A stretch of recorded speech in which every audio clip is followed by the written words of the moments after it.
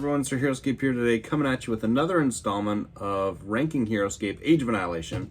Today we'll be covering the Oathbound Phalanx and the Oathbound Legionnaires, since they kind of go together. Just before we do, I want to remind you that Heroscape is alive and well. Again, there are events happening all over the place, all over the country. There is something near you, guaranteed. If not close, it's within a couple-hour drive. There's events everywhere and they're going on. Specifically, we've got ScapeCon coming up next week, which is exciting. I'm prepping for that. We've got Gen Con in a month. Again, going to be awesome. Two massive Heroscape events that are just going to be so fun. As well, again, since Heroscape has been announced for the next wave, we have a ton of new commons. We have a ton of new heroes. The Avalon Hill, all the units have now officially been announced and released. And so if you're planning on buying Heroscape, do consider supporting the channel, and in the description link, use my affiliate link if you're planning on buying Heroscape anyway. It's just a great way to support the channel. Many of you have done that and have continued to, and that has been amazing, and I really appreciate that. I think that's been awesome. So again, just want to remind you that that is available and still active, no matter where you are. So thank you guys for that, and let's go ahead and rank these guys. All right, so let's start with the Oathbound Legionnaires, just on their own. We'll kind of evaluate them by themselves and then in coordination with the Phalanx as well. So the Oathbound Legionnaires, pretty straightforward stat block: 6 move, 1 range, 3 attack, 3 defense, 4 figures in the squad, and it's a 50-point squad. That alone is worth the points. I mean, remove everything else on the card. A 6 move, 3 attack, 3 defense, 4 figure squad, even though it's a unique squad, is really, really good for 50 points. 6 movement's really great. Again, base stat of 3 attack, 3 defense means that, they're taking height. They've got some solid attacks that they can do damage with. So overall, just solid stat block for their points, which I think makes them actually really draftable in a lot of scenarios outside of going with the Phalanx. I think as a filler unit for 50 points, this is on par or better than unique squads like the Tarn Vikings. Tarn Vikings tend to be in a lot of formats, especially some wonkier formats where you just like, hey, I need last 50 points for filler, and I need something with a good stat block. And honestly, the Tarn Viking warriors can hold their own. I mean, 4-base defense, 3 attack, they can charge in, and it's nothing to sneeze at. So Oathbound Legionnaires, I would say, are right up on par there. Additionally, on top of that, they have a little bit of synergy. I mean, obviously they go with the Phalanx, but like being soldiers, you can do some silly wonky things in some cool formats, right? I mean, you can give them bonuses using Marcus, right? Marcus Decimus Gallus gives soldiers +1 movement, so all of a sudden there's 7 move. And so there's some cool bonuses there. In fact, actually, I think they would get the attack bonus as well. I think Marcus gives all adjacent soldiers. Let me double check that. All soldiers you control, yeah. Well, no, move 1 additional space. All friendly soldiers adjacent. Yeah. So it's friendly soldiers. Yeah, so they're getting +1 attack when next to him, as well as +1 move, which I think is super fun and interesting because, again, you can do some wonky, in some wonky, interesting formats. There's some cool synergy there, right? Okay, so now let's actually look at the abilities, right? They have, where is it? There we go. Sorry, now got to get back to the card. So they have Disengage and they have Climb, and both of those are pretty standard abilities, right? We all know what those do. Climb just lets them move up, cliffs that are taller than them. Disengage obviously is super useful, especially with 6 movement, and when they can grab height, Disengage being able to maneuver is really, really impactful. So I think that's a super relevant ability. And then obviously the Become One, which is in coordination with the Phalanx, right? So at the start of the game, if you have the Oathbound Phalanx in your army, then you may place any or all, so it doesn't have to be all of them, Oathbound Legionnaire figures on your Oathbound Phalanx army card instead of placing them normally. Instead of attacking with an Oathbound Legionnaire, if you control the Oathbound Phalanx and it is adjacent to that Legionnaire, you may place that Oathbound Legionnaire onto the Oathbound Phalanx army card. So, pretty straightforward. Basically, it's just stating, they don't have to start the game on the battlefield. They can start as part of the Phalanx. And then at any point, right, instead of attacking with them, if they're taking a turn, you can rush them up to the phalanx and basically place them back onto the phalanx. So become one. It's very thematic, right? So they can start the game in the bug ball. I'll just call it bug ball. Or they can, at some point in the game, rush back to the bug ball and jump on instead of attacking, right? So pretty straightforward. Overall, I think if I am going to give a ranking to this unit on its own, I mean, in coordination with the phalanx as well, but on its own, I think I'm going to put it right there in the B+ range. I think B+ is a solid ranking for the Oathbound Legionnaires because, I mean, obviously the synergy with the phalanx is relevant, but on their own, I just think they're going to be very, very draftable as the last 50 points in so many formats, right? Like, I feel like there's going to be a lot of formats where I'm sitting there and I'm like, man, I've got 50 points and, what am I going to add? Now, some formats I'm like, okay, Tarn Vikings. Other formats I'm like, oh, Arkmer, right? And those are kind of like, and if it's VC, I really like adding in like Civ for 40 or Guilty for 30, or you like adding in the Centaur lady. I can't remember what her name is, but the Centaur's 50 points in the VC. And so, like, there's a lot of units around that price point where you're kind of like, yeah, I could see this being useful. These guys, I think, are going to kind of take the top line. I think they're going to be highly considered in almost every scenario as the last 50 points of an army build, because the stat block is just so good and disengage is so strong for a 6-move, 3-attack, 3-defense unit. So in an end game, when there might be wounded heroes or there might be a couple squad figures left, the fact that you have that kind of mobility and that kind of attack power with 4 figures is just really, really solid. So phalanx aside, the Legionnaires themselves are just a solid unit. And so B+ is, in my opinion, above average, right? It's saying, hey, for the most part, you're going to be getting as much value or more than you're worth, right? And in general, you should be able to be drafted in just about any format or most formats and perform well for your points.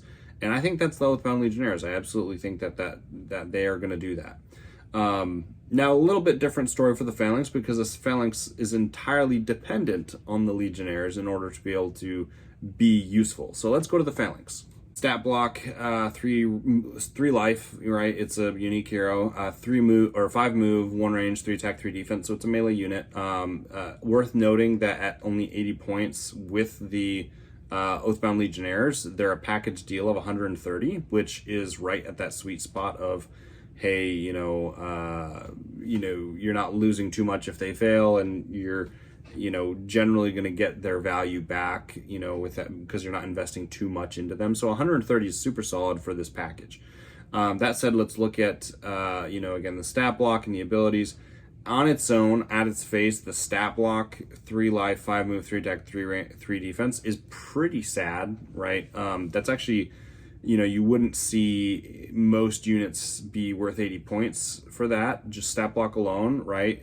Generally, you're going to see closer to, I would say, 50 points or so. And so the fact that it's 80 points clearly means that the abilities are making up for that, right? And obviously the synergy with the Legionnaires. And so let's go ahead and read up on that. So break the link. Before taking a turn with the Oathbound Phalanx, you may place any Oathbound Legionnaire figures you control from this armory card onto an empty space adjacent to the Oathbound Phalanx. After revealing an order marker on the Oathbound Phalanx, and after taking a turn with it, you may take a turn with any Oathbound Legionnaires you control. So it's a little bit confusing at first, but decently straightforward. Basically, you take a turn with the Oathbound Phalanx, right? And then you can take a turn with the Oathbound Legionnaires.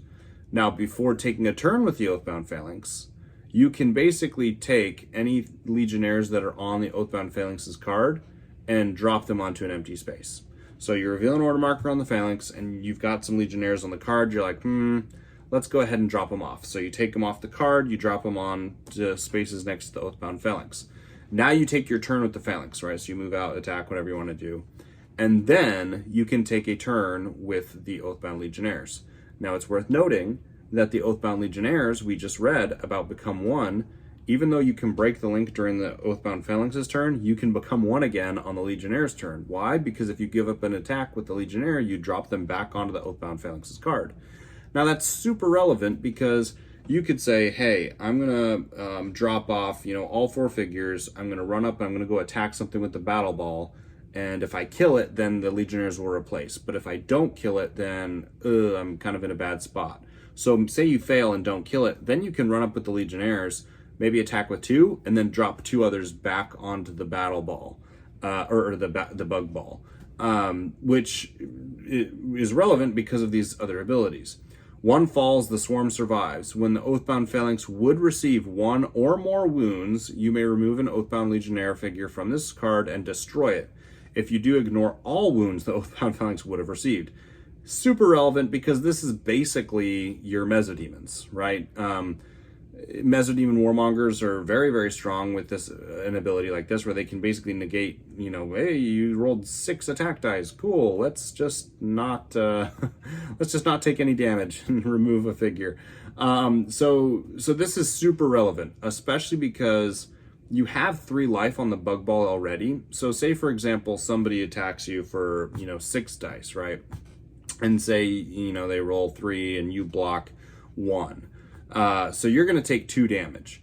Well, if you're taking 2 damage, anytime that you take more than 1 damage, you should remove a Legionnaire to negate that damage.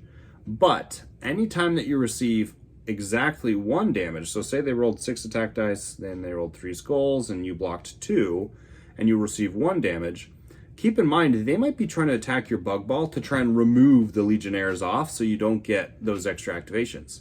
But you can be sneaky about this and say, you know what? I'm not going to remove a bug. You did exactly 1 damage. I'm going to place a wound on my Phalanx. And doing that is super effective because say they're like, oh crap, I thought I was going to get rid of a Legionnaire. Well, no, because you can still take the wound on the Phalanx. The Phalanx got 2 wounds that you can give it before you have to start killing the Legionnaires off. And that's super relevant because that means that you can still, maintain high activations with the Legionnaires as long as you're only taking a couple damage on the Phalanx, obviously. And so that's super effective, if it pans out. Because here's why, is you want the Legionnaires on the card. 1, obviously for survivability, but 2, because you can drop them off, attack with 4, drop them back on or whatever. But all as 1 special attack is ridiculous. So range 1 attack 3, you may attack once for each Oathbound Legionnaire figure on this army card. That's a max of 4 with 3 attack dice, which means this is better than Q9. In terms of attack output in a single turn, you can roll 12 dice on units. Now, as it states, when attacking a small or medium figure with all as 1 special attack, if you roll a skull on every die, the defending figure cannot roll any defense dice and is immediately destroyed. This is insanity. I mean, this is literally the Wretches of Bogdan, except you're getting 4 attacks, or 4 chances to roll for it. And if you're defending and not dying, or say you only have to remove 1 Legionnaire or something, then heck, you get a fish for it even more, right? I mean, 3 skulls is hard to come by, but also it's not. Like I've seen plenty of dice rolls where you just fish for it long enough and eventually you get it. So imagine using this guy up against like a Raylan or up against like an Alistair or any small or medium figure that's like a super tanky unit or just like a key figure that you're bonding with or just using.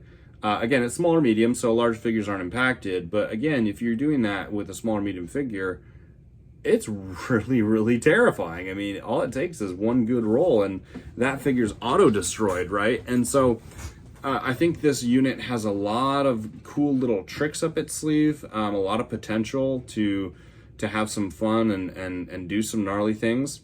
So overall, I think the Oathbound Phalanx, I will slot in as a B ranking.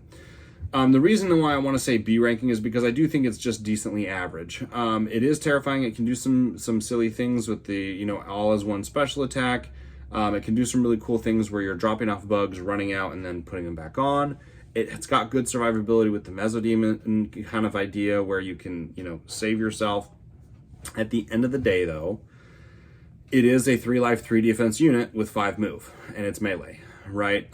Again, dropping off the Legionnaires and speed running them out can be really effective and can keep the bug ball from dying and can still do a lot of damage. Again, at 130 points for both the Phalanx and the Legionnaire, you can get some really good value.